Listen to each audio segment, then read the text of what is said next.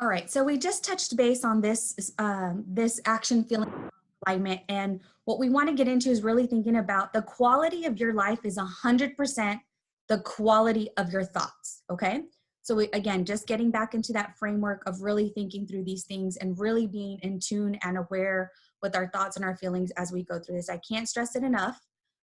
It's just a big part of the way that I would really encourage you to think through things. Okay. So I want to kick this off with really thinking about money and shame. And the reason why I want to dig into this is on the bottom, you can see I reference Brene Brown. Brene Brown is a well-known champion around shame and courage. And so there's a lot of books and TED Talks on her that you can tap into to dig deeper into this. But the first thing that I wanted to frame our losing money conversation around is shame. So a lot of us go through different experiences in our life, whether you have money or you don't have money, right? So let's just get down to this true framework of shame, which is a painful feeling of feeling humiliation or distress that's caused by a consciousness of wrong or foolish behavior. And I don't know how many times we have gone through these feelings, right? In terms of feeling shame or feeling embarrassed about money. And so a perfect example of feeling shame or embarrassed is I work in the grocery segment. And one thing that we try to study and be very aware of is our customers that have to use, food stamps and things like that, and how the process of the experience of the checkout is for them. That's something we try to keep on the forefront that I've seen conversations around. There's also those times when maybe you inherited some money and you don't want people to hate you for it, or maybe you don't want others to feel insecure because you have the money. There's just all types of things in our society that really frames shame around money very easily. And so an example of that for me, I remember back in October when I first decided to go on my big intense budget journey. And I posted the first amount that I had paid down, and I had just posted that, I paid off my car. And initially my thought was, I started to feel like, what are people thinking? Are they thinking I'm just out here bragging about what I'm doing? That started to make me feel a lot of guilt for my success, and caused me to be a little less active on my Instagrams. And so it started to create this cycle that I didn't want to sort of see happening for me, right? But then I did realize that I had to just sort of sit back and think through my roots and why I was doing it. And the real reason I was going through that crazy budget challenge was because I wanted to empower other women. I wanted my power back. I felt like all my money going to debt, I was just losing it. I felt like, this year alone, I filed probably a little over $10,000 in interest alone on my student debt. Like, that is just bizarre to me. So I just felt like I was really losing my power, and I wanted to empower other women. So the framework changed as soon as my thoughts started to frame around, I shouldn't feel shame for this or guilt for this and what I'm doing, and I should feel empowered, and I want to empower other women, and I need to break these cycles of generational poverty. And if I don't do it, who else will, right? And the first month was the hardest. I just had all this shame associated with every time I put better about it, but I still go through those feelings now. But it's just something for us to be aware of. And you have to realize that sometimes that consciousness of wrong is not reality. It's someone's opinion, right? That perspective of someone who's on food stamps or getting support is foolish. They made some foolish decisions. It's always someone else's opinion. And you have to just be very aware of shame and disregard it. All right. So the next part I want to get into is now talking about money. So that's what this whole segment was about. And I'm losing the chat here. I don't know what happened to the chat. I thought it would pop up here, but it's not. So forgive me if I'm not being responsive to things in the chat at the moment.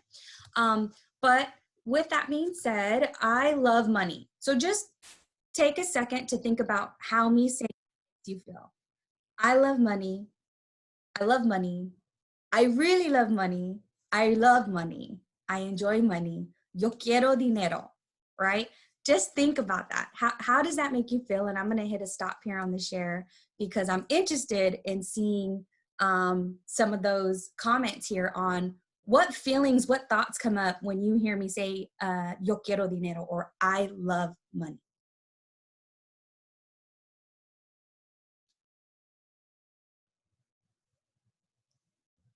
I think one of the things that I love money too. Yes, I love it, right? But sometimes being a woman, it's like it's shameful, or having money is greedy and you shouldn't want that. And, loving money is bad. It's the root of all evil and, whatnot. So we can get into a lot of things, right? Money is freedom. Money is exactly. So it all depends on your mindset and where you're at in that. And so, oh yeah, there you go. The root of evil is money and things like that. So we have all kinds of feelings, right? And we're in this group and we're all empowered, right? We want to learn how to be empowered. The energy, hopefully, that you feel and see on my Instagram is that money should empower you. I'm not trying to show greed. And so I think it unites us to have this more open mindset in this conversation about that. So I actually stood in front of the mirror before this call and I was like, I love money. I had to feel comfortable saying I love money. It was just a part of what I needed to do to be able to deliver this experience for you all today. So let me get into the details of what I was really trying to get to on that. So the first thing that makes me feel comfortable with shouting I love money is the fact that I am not attached to it. And so the first piece of that is, I would say back in October, before I started my budget challenge, I thought I'm not attached to money. I didn't think I was attached to money until I really put my foot down and built that financial model that we now use in the budget challenge and really started to measure every single penny I had. And I started to track every penny. Holy Jesus, I had no idea how much leakage there was in my budget. And I thought I had a really good grasp of it, right? And I felt like I did. My finances were good. I just felt like I wanted to tighten it up. And when I learned what I could really tighten up, that first month I could say, and you can go back to the highlights on my Instagram, that first month was painful to try to understand how much I was supposed to spend for my free spending. I took my budget down to $84 a week on food. It just was this immense tightening.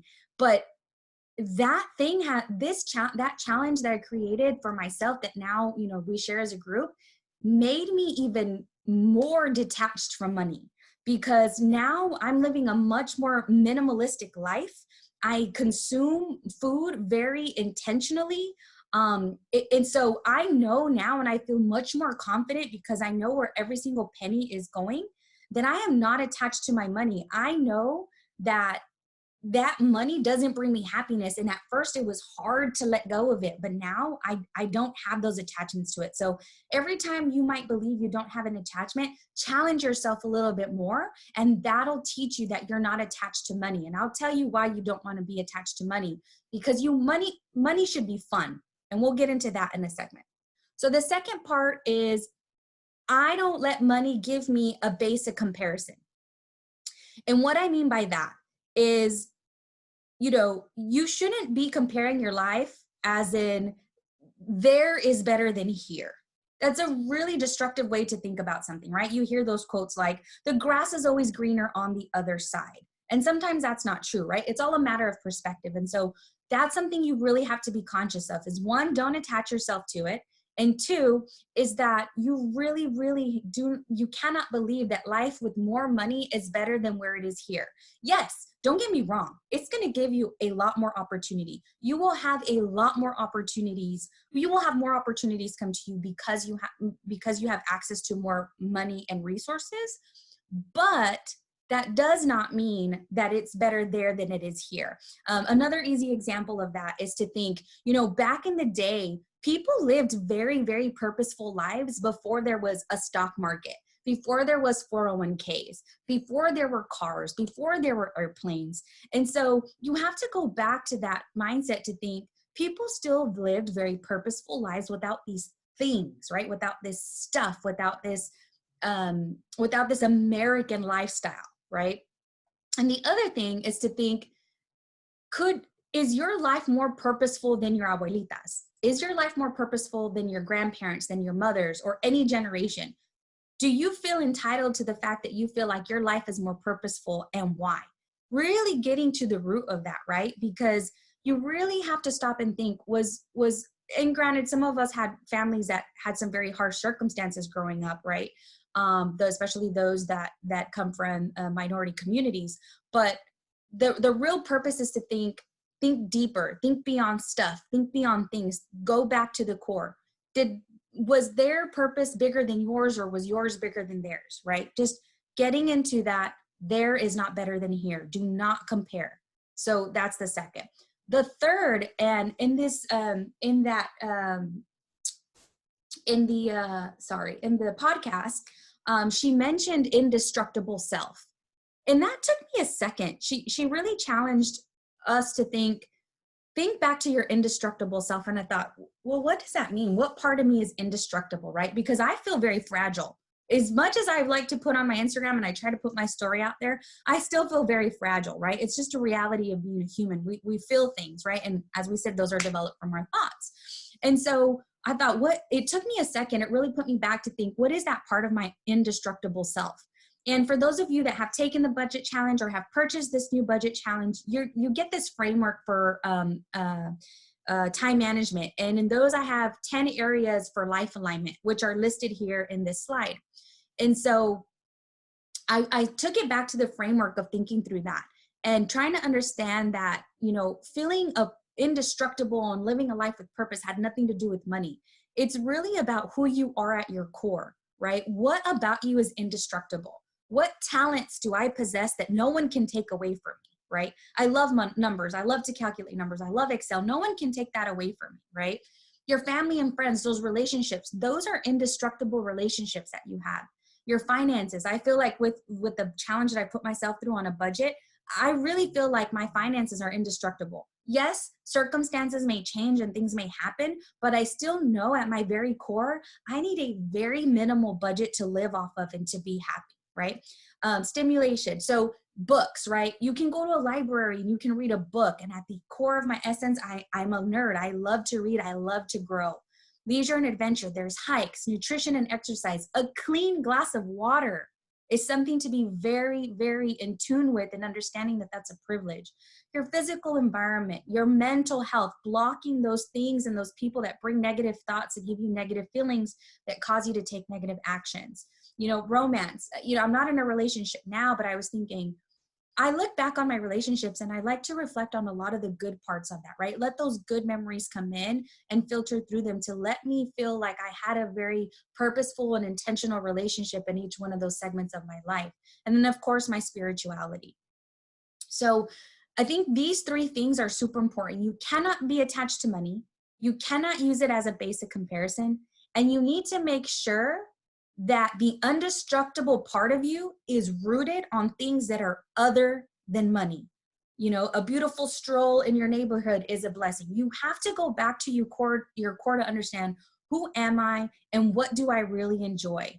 And these 10 segments of life alignment, I think, are a good way to start frameworking and thinking through that in terms of, how do I peel back all the money and get back to the roots of what really makes me happy and who I am? And how do I protect that with my life? How do I protect that family time that I get to spend with myself in thought and reading? How do I protect that with my life so that at my core, whether I have money or I don't have money, I'm happy?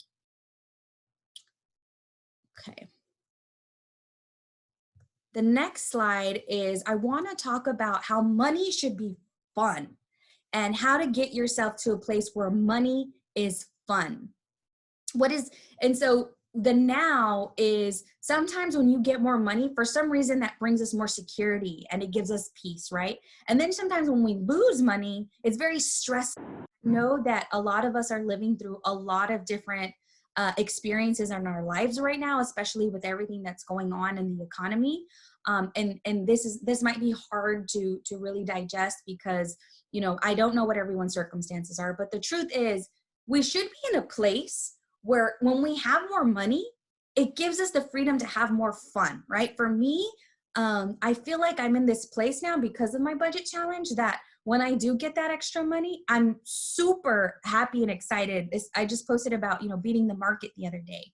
But I'm not in a place where if I lose that money, that I get stressed, because I filtered things out of my life and I've created a life for myself in such a way that I'm have those indestructible components of myself that have nothing to do with money.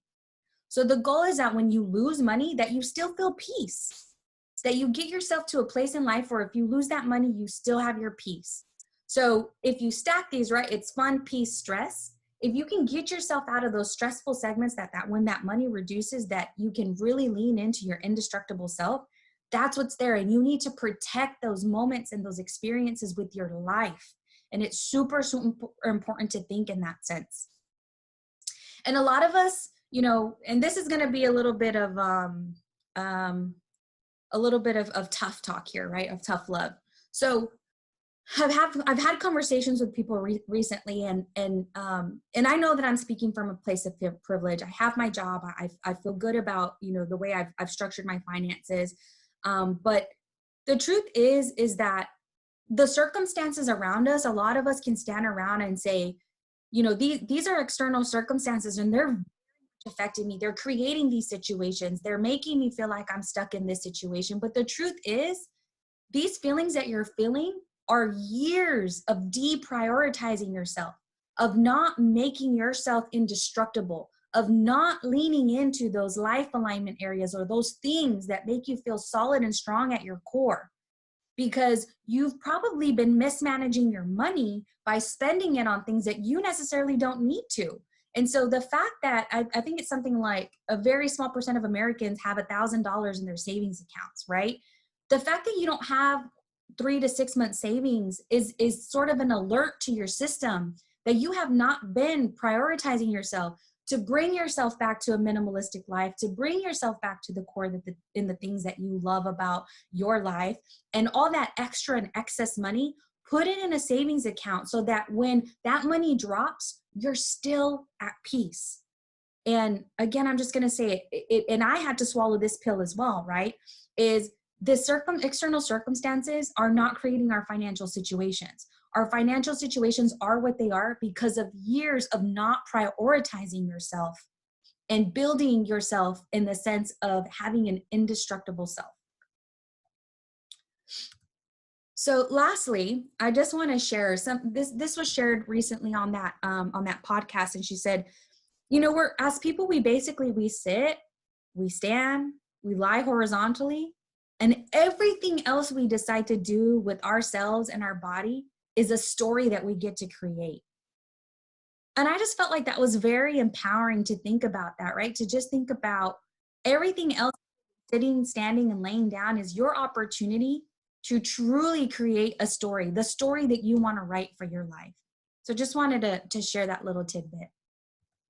And then we'll end the conversation with this is, you know, I'd love you to repeat this to yourself and think through this, and that you would say to yourself, I only have the mental capacity to focus on the thoughts that make me feel empowered to take action towards protecting my indestructible self. Again, you have your thoughts is that you have the mental capacity. The feeling is that you're feeling empowered, and the action is to protect your indestructible self. I'll read it again. I only have the mental capacity to focus on the thoughts that make me feel empowered to take action towards protecting my indestructible self. And at the base of all of this, it's yourself. And it is not selfish to put your needs above most. I understand that there are certain circumstances and situations that might make you feel otherwise, but really focusing on yourself empowers you to be a better person and give more of yourself, right? Getting down to your core allows you to really be comfortable with yourself and use any extra access and income to build those nests for yourself so that when you do get laid off or furloughed, you have 3 to 6 months sitting there so that even though you lost that income, you still feel that peace. So I'm going to go ahead and end this here, and then we'll open it up to comments and have an open chat.